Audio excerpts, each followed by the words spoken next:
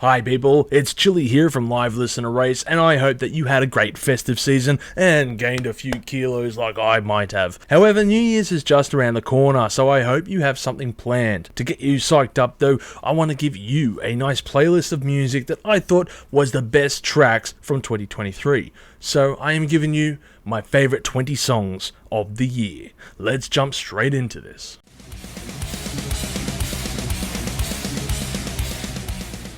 So a quick heads up, this is in no particular order, but to kick off the list, we're going to have Metallica's Lux A Turner. It was the first single that was going to be released for 72 seasons ahead of what would become a big moment for the band. Metallica were releasing new music. It had been quite a few years since their last record, and at last, here it comes. The first lead single from the record, a very, very short track. I mean, at the end of the day, it's like under 3.5 minutes long. It's powerful, it's short, it's to the point, it's exactly what it needs to be, and it was a fantastic single. There's nothing wrong with this. The video clip was pretty cool as well, not a bad video clip there, and at the end of the day, it really got me hyped up. Despite the fact that in the end, Metallica's 72 seasons, at least to me, would end up on a different list, and hint that wasn't the top 10 best albums of the year, it was still a very solid single. So yeah, it might be interesting to put this as one of my favorite tracks, despite the fact it was one of my least favorite albums of the year.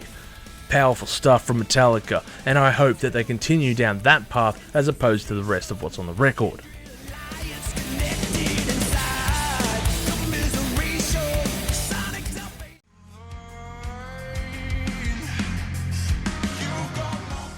Next up is going to be Sleep Token's track, The Summoning. And I thought that this was an amazing single when it dropped. In fact, I was really hyped to hear what the band had to offer us. And The Summoning is just a fantastic effort by the band. There's this slab of perfection that is at the first half of the track before it breaks down for its weird eclectic second half, and I just love the transition. I thought it was flawless the way that they pulled it off, and I was getting into this record. I was thinking, yes, this is what I really wanted to hear out of Sleep Token. You know, I wasn't extremely familiar with any of their other material, but from what I had heard, which was only good things about the band, then The Summoning was a perfect way to kickstart that. And then there was a lot of hype regarding the album when it finally dropped, and I did take a while to get around to listening to it, and unfortunately this record was, again, another album that would appear on my top 10 worst records of the year, just because it was way too hyped up by lots of people who just always sung its praises, and I never saw it that way. That is, except for The Summoning. It is still, to this day, one of the best songs to come out of this year. So yes, it seems at odds that I picked this song for one of the best tracks of the year, but the album as one of the worst. But hey, that's me. Just because I think one of the tracks is great doesn't mean that I think the whole album is, beyond redemption because of such. So yeah, I would definitely throw this into my top 20 songs of the year because it's such an amazing song.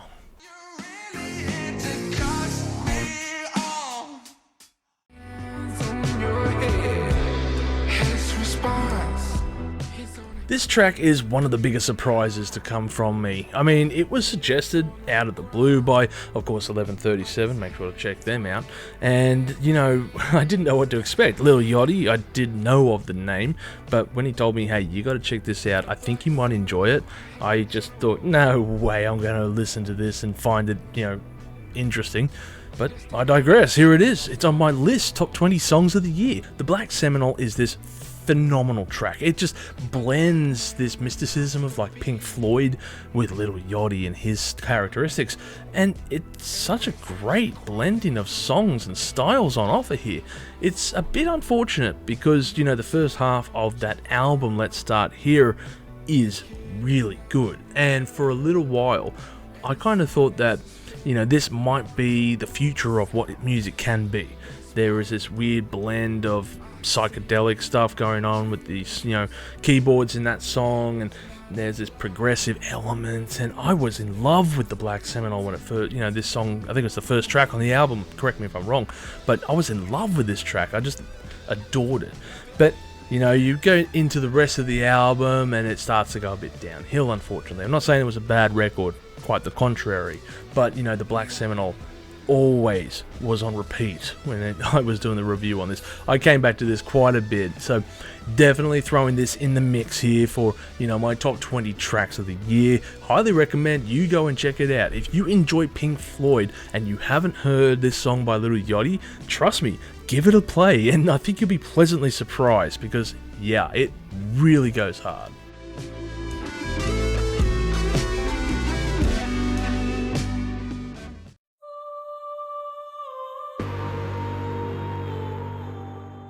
You know, 1137 really caught me off guard this year when they dropped 2 albums, and the very first one that they dropped earlier this year was a very big step up in their game. Sounds of Acceptance was an incredible album, and it's a shame because, it was such a great record and it probably just narrowly missed out my top 10 albums of the year. But when it comes to their tunes, I can't deny that the Soul song is just reckoning. It is amazing. Everything just comes together here, and I can see that 1137 are starting to learn a bit more in their craft. And it's been interesting because 1137, they reached out to me originally to do a review on their music and get some feedback and see how they were going. And there's a lot of growing pains that they've gone from when I reviewed their stuff way back in the day on Jive Highs to where they are now. There's lots of stuff that they have tried, and it's interesting to see because this record tempts into lo-fi but electronica, and it really does work. And their newer stuff is a bit more onto the hip-hop field, but they also have a new record out. I think they've done actually 3 records. Sorry, they have, I just remembered. But Soul is just this one tune that I remember we did an interview together, and it was a bit unfortunate because the recording didn't work properly. That's why it didn't come out. I did a follow-up a little bit later, and you can check that out. But at the time of the interview, we were talking afterwards, and of course the band members were very excited for their upcoming project, and they gave me the early demo for Soul. And I remember just listening to it thinking, oh my god, this is amazing. Wow. This track, however, it blew my mind because it just far exceeded anything I had in regards to the band. Those distorted bass lines are thick and juicy and beautiful. The vocals, it feels like Halo, damn it. I feel like I'm playing Halo when I'm listening to those vocal parts. I'm just expecting the da-da-da-da by Halo just to kick in at any moment now. And it is this really great tune.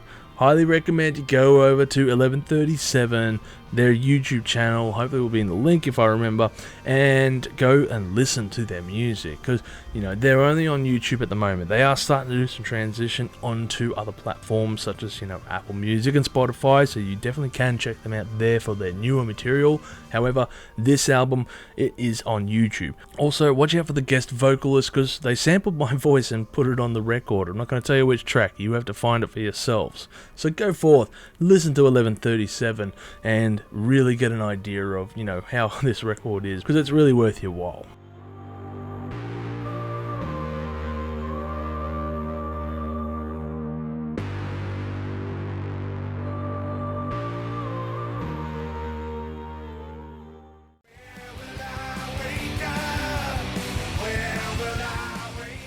Of course the Foo Fighters were going to make the list. Hell, their album made the list for the top 10 records of the year 2023. It was one of the best comeback albums of any band I've heard in way too long. And you know what? The Teacher is the song that broke me, simply put. It's the reason why I got the title for that review. When I was listening to this track, the first time I played it, it literally brought me down, it broke me down and brought me to tears almost, because it's such a powerful song. Dave Grohl is in this area where he is very vulnerable. He is, experiencing some death all around him, and he's just in a really shitty area. But instead of, regressing and doing his own thing like that, he decides to turn to his output of music. And oftentimes, that's what happens with musicians. They can turn their grief into some of the rawest emotions put forward into music. I always say, look at Under the Bridge with Red Hot Chili Peppers for an example. The Teacher is no different. And I incorrectly pointed out in my review that this song was dedicated, I think, to Taylor Hawkins, who had passed, but this was not true. It's actually to his mother, who was a teacher. This 10-minute song, and I guess because of the lyrics, you're knocking at my door. and who's just knocking at my door and blah blah blah, and the screams are just so haunting, and I think it's a perfect reflection of him when the news broke. And I guess we are in Dave's shoes, or at least standing over his shoulder as this happens, and just the 10 minutes of the ordeal, we are in this harrowing situation, and I love it. I mean, there are so many great tracks from that record, of course, but I had to pick only one, and at the end of the day, to me, The Teacher was the standout track. It's so daunting, it's so amazing, and I think it's a perfect reflection upon, his mother, who, it's such just an amazing track. I think it's a perfect dedication to the memory of his mother. So, very awesome song. Throw it in the mix. Not the happiest song, unfortunately, but hey, you know what? If you want to get that going, that's certainly one way to do it.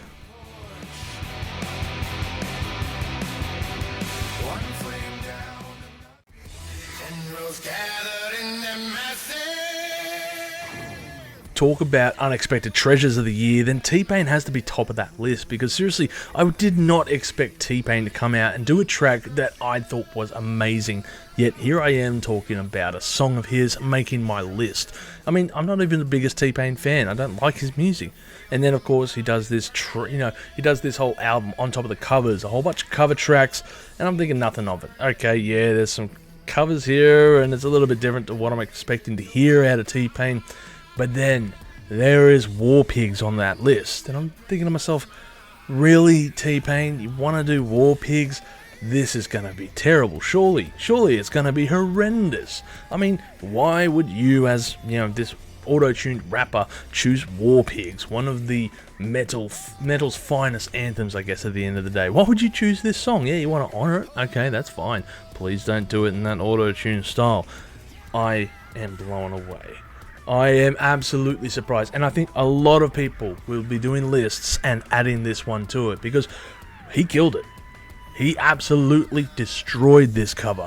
Fantastic, one of the best ones. Dare I say, it's even better than Faith No More's version. Yeah, it might be. I mean, Mike Patton is an amazing vocalist, however, T-Pain just brings that energy in this version, and it's like a live version as well. I'm fairly certain, I can't confirm, but I'm fairly certain this is a live version, and it is just on point. The entire track runtime is just amazing to be playing it from start to finish. It is the full song. It's no half-assing it here. His vocals are on point here, and of course there's also the keyboard sections, which I didn't even know needed to be added to it. However, they're also just up there, and it really adds to the elements inside this song.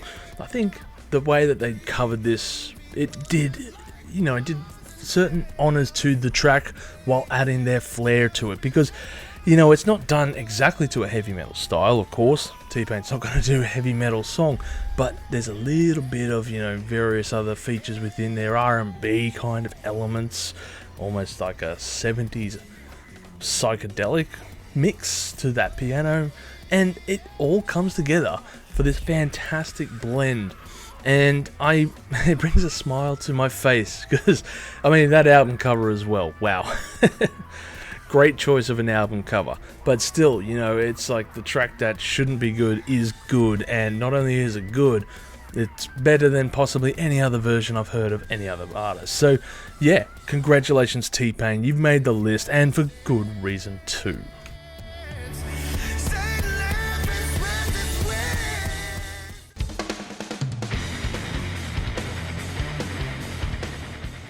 There is just something so right from those opening riffs from Baroness on their track Last Words off the album Stone that came out earlier this year. This is the album, and particularly the song, that really turned me into a Baroness fan. I mean, I had heard a few of their tracks from here and there, particularly on the Red album, but, this one in particular, ooh, wow. I felt really excited to hear what the band had on offer, especially from what the Green Man had told me on our show earlier this year. He said, you really got to check out Baroness, and they got a new album coming out. So I did. I made sure to go out and listen to Last Word, and I'm like, oh my god, this is so awesome. I can't wait for the record to come out. And of course, you know, if you've watched the records for top 10 albums of the year 2023, you'll know that Baroness made the slot. You know that Stone made it up in there, and it is for good reason. They did wonderful work on that record, and they really smashed this one for 6 on Last Word, because damn, there's just something so epically catchy regarding these riffs just pumping out over the top, and then that guitar solo going into it. And the way those vocal melodies just kind of churn into it is all just seamlessly put together, but so well crafted as well. It's a spicy track, and as well, it makes the slot for top 20 tracks of the year 2023, and for good reason. Make sure to play this one loud and proud, because, ooh, it's a good song.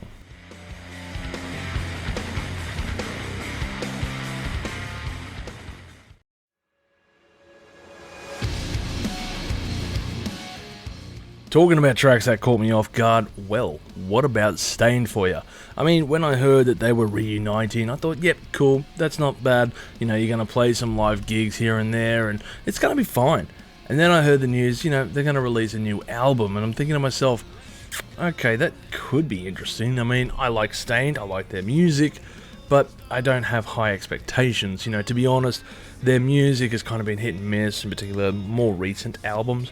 And while a lot of hate gets thrown their way for like 14 Shades of Grey, I love that album, I really do. But when the album was announced, I'm thinking, yeah, okay, this will be alright, I'm guessing. I wasn't expecting too much.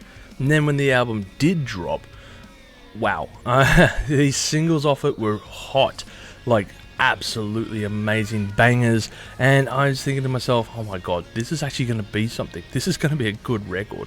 And it did. It was a incredible effort by the band. I don't know, words can't really describe the amount of amazement that this album blew me away by, especially because, you know, Aaron Lewis made the list last year for worst records of the year with his solo effort, Afraid at Both Ends, and then along comes this album, again, flawless. It's so cool. And Lowest in Me is one of those tracks that just really caught my attention, and I'm like, yep, this kind of reminds me back of the days, you know, when you're just listening to that, whatever it is, old grunge, post-rock, whatever you want to call that shit. And I'm like, this is what I want to hear. Nothing, you know, modern, not that modern setting, not updating your sound like some of your contemporaries are. You guys are just playing the music that you are known for. And it's great to just hear them play it into their strengths. And you know what? Aaron Lewis probably doesn't have the best vocals, but I think that he does quite well on here. I don't know how much editing it is, but I think his vocals, in particular, like some of the screams, which I know were also backup vocals as well, but are, well, very guttural, unexpected, I guess, really reminiscent of a lot of the earlier days, I guess, of Stained. And I love the album, and I love this track. It's heavy riffage and amazing from start to finish. So play it loud as well, man. This is a great tune to just throw into your mix there.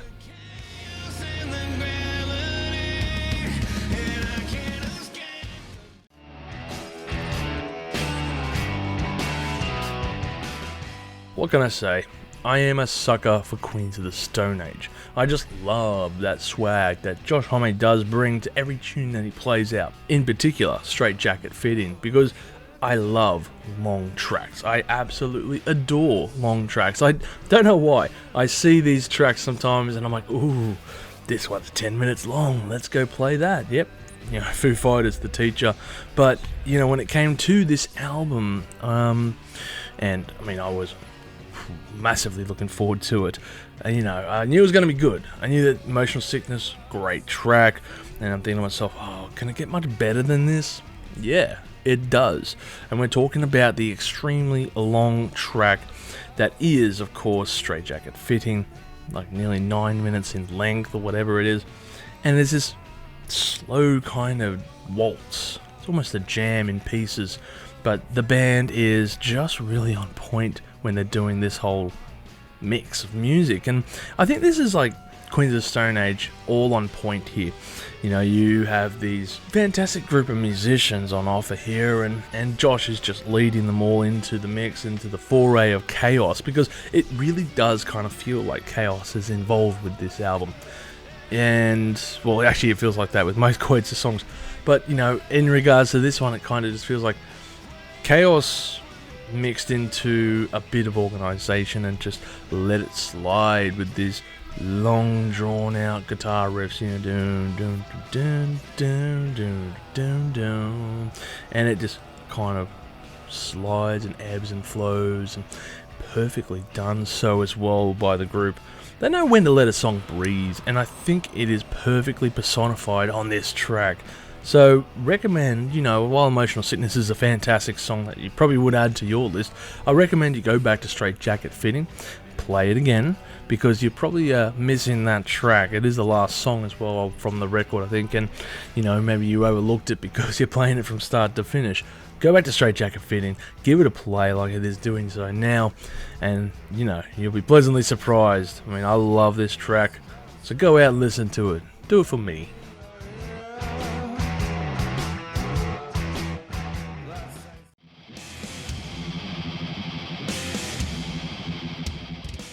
You know, reflecting over my list at this point, it's a bit surprising to see just how many artists have really surprised me this year. I mean, earlier we had Little Yachty, T-Pain, and Stained, and now we have Prong, a band that I just thought I would never hear from ever again, to be honest. They were a bit obscure back in the day, or at least in my perspective they were, and now here is their newest album, one that really blew me away. I thought it was a fantastic effort by the group, and it made me appreciate the band a little bit more. And The Descent is just pure aggression. I love it. It's just in your face metal that is unapologetic and just, you know, takes you by the throat, throws you against the wall, and just whatever. It's all in your face kind of thing. Reminds me a bit like Slayer, bits of it like Hatebreed as well, and I just love this in your face attitude of what they're bringing it to you. And, well, The Descent is just that. It is such an awesome track that really deserves its slot on the top 20 tracks of the year. What can I say? I love heavy metal, and I love this song.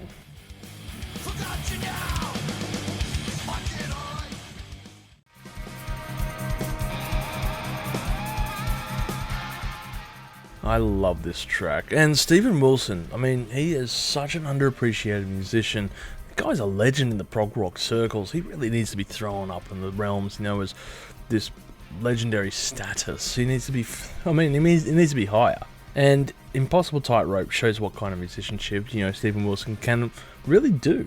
You know, it's this weird mix of a little bit of experimentation within the track, and vastly different to, you know, his release a couple of years ago with The Future Bites, where I know he wanted to go down a bit of an electronic realm and try things out, and that to me didn't land. It just doesn't land at all.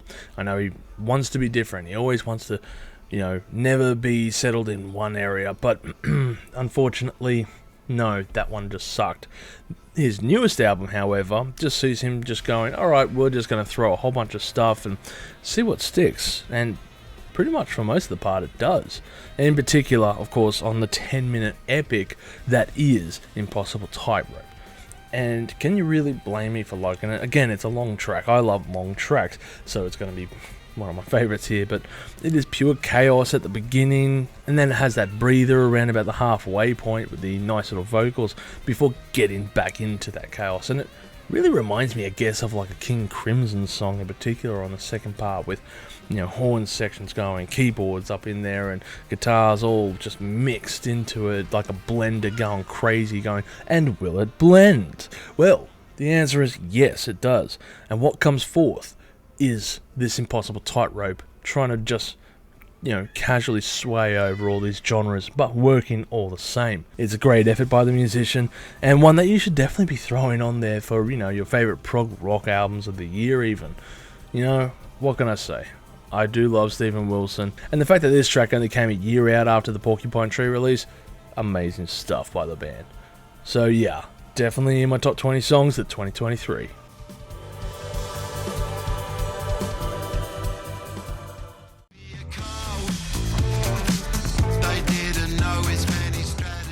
Okay, If you saw my top 10 albums of the year, then maybe this was no surprise, but damn you Gorillaz for making another catchy track. I mean, Cracker Island. Woo! You are my crack, and I must inhale you. What can I say? Cracker Island just has this incredible bass line that is aided by Thundercat, who has this weird mix of what they've done in their past careers. But here you are, on display for the Gorillaz here, and adding your fantastic groove to the piece, and it really flows so well. I'm a sucker for amazing bass lines, and this is just no different. You know, the Gorillaz have really big bass hooks in a lot of their songs when you look back at the day, you know, Clint Eastwood, Feel Good Inc., all those ones. And here we are, and it's a no different. You know, I think the bass is a massive instrument when it comes to the band, and I think that they have chosen a really good musician to, you know, fill the shoes of those roles. So yeah, Cracker Island. It came out, actually, if I recall correctly, Cracker Island was released as a single shortly before I got to see them live, because they performed Cracker Island. I think it only came like out 2 or 3 weeks before I got to see them live. Then the Gorillaz are on stage, and then this song comes playing. I'm thinking to myself, oh hell yeah, they're gonna play Cracker Island, you know, and oh yeah, filled my heart with joy just listening to that bass line. Again, make sure to add it to your list, because how can you not love this energetic piece? So uplifting, so amazing, such a great artist as always. Love the Gorillaz, and I love this song.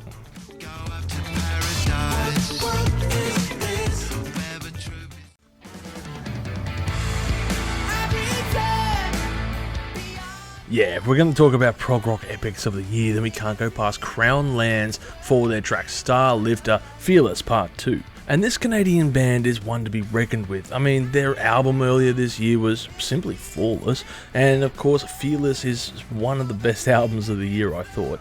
But to put a 17 or 18 minute track right at the beginning of your record, that is a ballsy move to make. And of course, you know, it has that gaudy intro for a little bit, not too long. And that's what really is perfect about it, because, you know, do the intro for a little bit, but then bang, straight into the melody, and here we go. It's fantastic, kicks right off, and it's just goes from there. It transcends boundaries. It goes to all kinds of realms that I didn't think really it would take me. You know, here I am looking at the track list going, oh, okay, 17-minute opener, this should be interesting. And wow, was I just blown away by the track. I mean, if you're a fan of Rush and you haven't heard Crown Lands, you're doing yourself a disservice by not listening to this track. Just listen to it. I mean, you have to go out and listen to it if you are a fan of Rush. They're just taking their cues from the band, and at the end of the day, they're paying homage to them, you know. When it comes to the transitions that are on offer here, they just feel flawless. I mean, no one section of the song overstays its welcome, and each of the transitions are just amazing. I mean, you know, it just easily progresses into the next part, and then into the next part. You know, there's the guitar section, there's the keyboard section, there's the build up, and then we finally get to the vocal section, and all of it just doesn't feel forced. No one section is, you know, too long and overstays its welcome, and in the end, there is this 17 or so minute epic that just feels like it goes a little bit longer than it does, but for good reason. It just is a great track that I highly recommend you go and listen to. Again, if you're a Rush fan, you have to go and listen to the song, because damn, well-earned spot on the top 20 tracks of the year.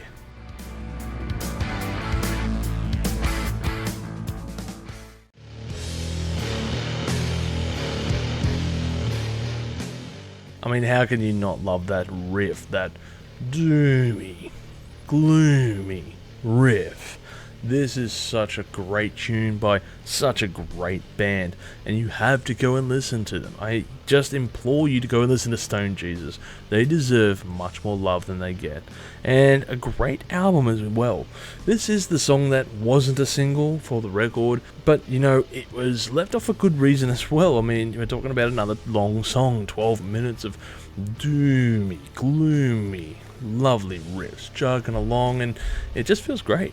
It does. Again, Stone Jesus, you just knocked it out of the park here.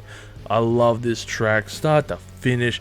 It just feels like a classic Stone Jesus tune. If you love your doom metal or your stoner metal, then you're gonna love Stone Jesus. And this track is just perfectly fitting into these genres. A fine and seamless effort by the band, and it just showcases the band's ability as well to write these epic tunes again.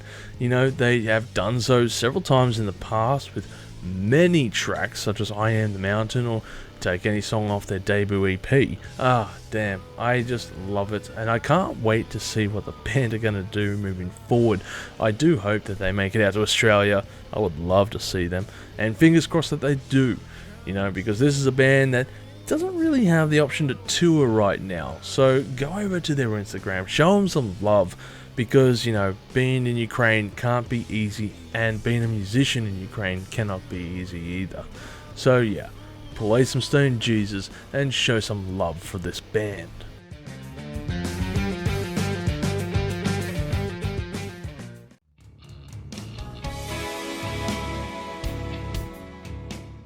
Okay, where were these tracks hiding the whole time? Seriously, Palms have done some incredible work in the past, but not a lot. I mean, they did this album years ago, and it was great. It was always great. I mean, Gina Marino does some great work outside of Deftones, and Team Sleep and Palms are just perfect examples. And while I feel that he missed the mark with the newest record, the Crosses one I'm talking about, you know, they did some decent stuff in the years prior leading up to it with their EPs and their record earlier. But at least this year I can enjoy something of Gina Marino's, and that is the Palms track, the opening titles / I guess end credits. These two hidden gems that were left off the original record from Palms. I feel that you got to make a special playlist because, you know, you got to stick these tracks onto the Palms record. I kind of feel like that's how it was intended to be listened to all those years ago, and for some reason may have been left off. But, you know, you listen to the opening titles and then you listen to the rest of the album with the end credits finishing off the record. And both of these tracks are going to take up their own individual slot on the list. And yeah, I'm going to break my rule of, you know, one track by one artist here, but hey, this is my list and I can do what I want with it. So 2 entries here for a fantastic way to just close out the Palms chapter, I suppose, because I guess I'm not expecting anything further from that band. But here's to hoping that they do, because they just showcase their atmospheric take on music here, and I just loved every minute of it. Go forth, listen to these songs right now.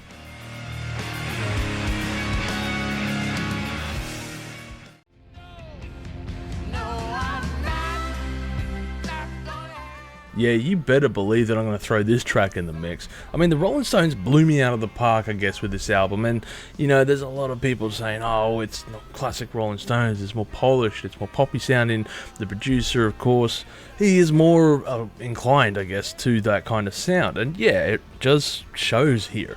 But I don't care. At the end of the day, it's the Rolling Stones, and you're going to need to shine up a diamond a little bit, even if it is a Hackney one. But this tune in particular, you know, the Sweet Sounds of Heaven, which features Lady Gaga, I really believe that harkens back to that older Rolling Stones sound. You know, you got this longer song, this 7.5 minute kind of epic, and the way that they just play off each other. And, you know, there's a great live performance of the song out there, and it's kind of funny seeing Mick Jagger doing his thing against Lady Gaga there, but anyway, I digress. The tune itself, it really does remind me of that early, I guess, 70s sound, maybe really the late 60s stuff. Songs like Gimme Shelter or You Can't Always Get What You Want, you know, these tunes, it kind of reminds me of this one here by the Rolling Stones, and of course, Hackney Diamonds, very decent entry.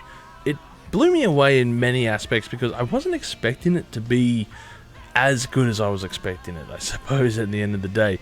You know, especially with Sweet Sounds of Heaven and the way that is the second last track. It's a fantastic way to close off the record, and then the, you know, final touch that is the Rolling Stone Blues, that little cover track, I think is amazing.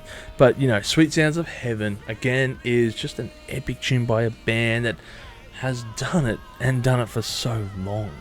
This record that comes out of the blue almost after some, 15, 20 years since their last record. And here I am thinking, yes, it's going to be a simple release. Nah, it did very well. And, you know, I think Sweet Sounds of Heaven has earned its slot in the top 20 songs for my favourite songs of the year.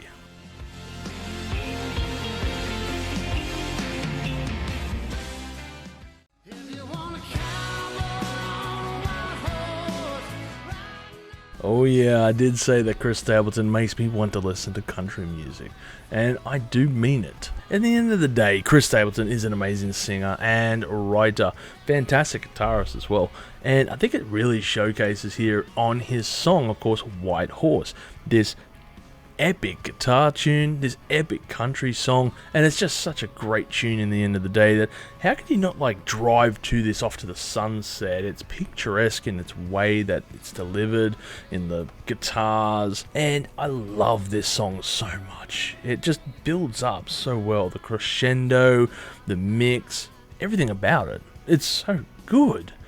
I love this song, and Chris, keep pumping out tunes like that. I mean that. In the future, if you are going to do some more songs, follow this line, because you're going to make a fan out of me yet. And I mean that. Like, you are just going to make me a big fan of your music if you continue to write songs like this one here with White Horse. I got to do a shout out to the ending of this track as well, which has this, awesome flowing guitar melody, and it's simply amazing. You gotta go and listen to this track right after this video. Seriously, go and check it out. Great tune. Add it to your playlist. You won't be let down.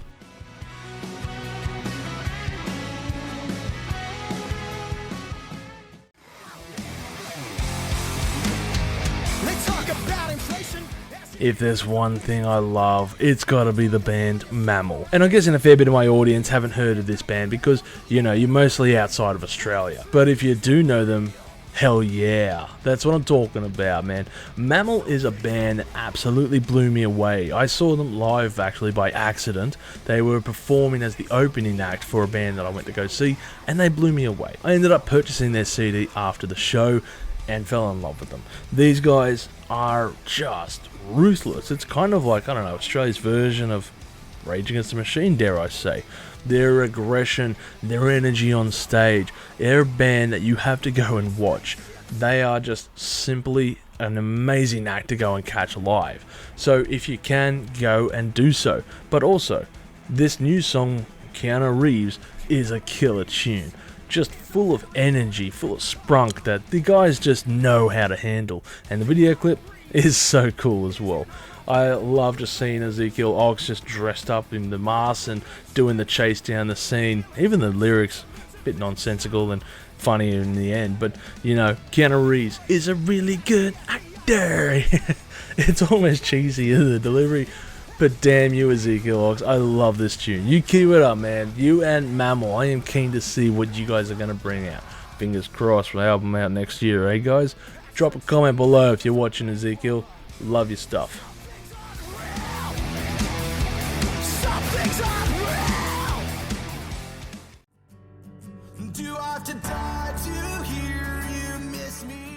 I think it's fitting to close off this list with Blink-182 and their song One More Time from, of course, the album of the same name. Now, I never really expected Blink-182 to kind of reform, and to be honest, I was kind of expecting the worst when, of course, Mark's illness really progressed. However, he has come out on the other side, and the band have come in and just want to come back and do some music. And the album that comes out is just great. I mean, you can play any of the short songs on there and be blown away by it, because I love the short songs. Damn, you gotta go listen to those ones. They're full of that punk energy that is just really, really good. Captures that early Blink-182 spirit.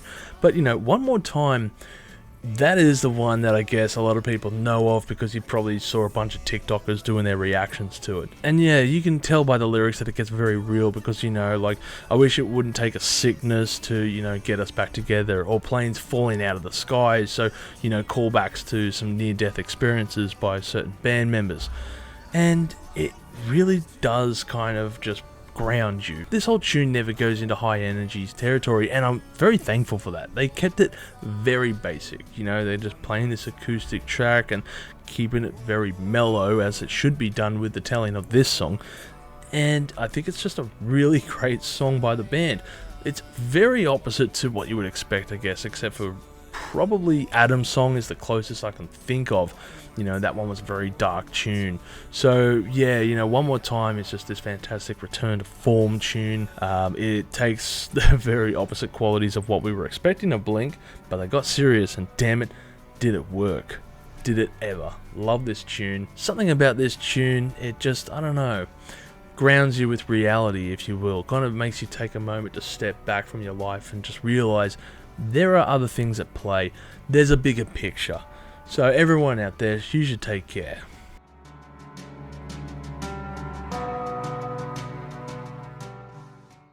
So that's a wrap. My favourite songs of the year. 20 tracks for you to go forth and listen. Hey, I want you to comment below and tell me, what are your thoughts in regards to the list? Is there something that I left off and maybe you want to add to this? Tell me your favourite tracks of the year. Comment below. I would love to read them, and of course always try to respond to you as well in regards to your songs, because I find them very interesting. We're all music fans here, so comment and tell me your thoughts. As always, you have a great day, and especially have a great New Year's if you're watching this very early on. Otherwise, I'll see you in the New Year's. If you've enjoyed this content, make sure to smash that like button, subscribe to us, and stay notified for future music related content, because it keeps our manager happy at the end of the day. We are also on Discord, Instagram, Facebook, and all those other social platforms if you want to check us out. As always, people, you have a great day and stay spicy.